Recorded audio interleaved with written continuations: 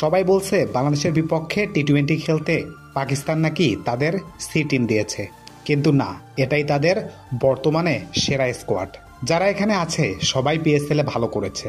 ফকর আর সাহিবজাদা তো top scorer PSL এর, আর হাসান নওয়াজ যে কেমন ফিনিশার তা আপনারা সবাই মোটামুটি জানেন। এক হাতে বেশ কয়েকটি ম্যাচ জিতিয়েছেন।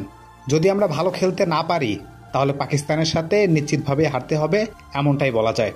পাকিস্তান স্কোয়াডের দিকে তাকালে সালমান আগাকে করা হয়েছে ক্যাপ্টেন, সহ অধিনায়ক সাদাব খান, আবরার আহমেদ, ফাহিম আশরাফ, ফকর জামান, হারিস রৌফ, হাসান আলী, হাসান নওয়াজ, হুসান তালাত, খুশদিল শাহ, মোহাম্মদ ইরফান খান, মোহাম্মদ হারিস, মোহাম্মদ ওয়াসিম জুনিয়র, নাসিম শাহ, শিহাবজাদা ফারহান, সাইম আয়ুব। এটাকে বলা যেতে পারে a squad of full youth, quality and energy. আপনাদের কাছে মনে হতেই পারে এটি পাকিস্তানের সি টিম। আপনারা যারা পিএসএল লক্ষ্য করেছেন তারা খুব ভালো করেই জানেন এই স্কোয়াডের খেলোয়াড়রা কতটা ভয়ানক হতে পারে।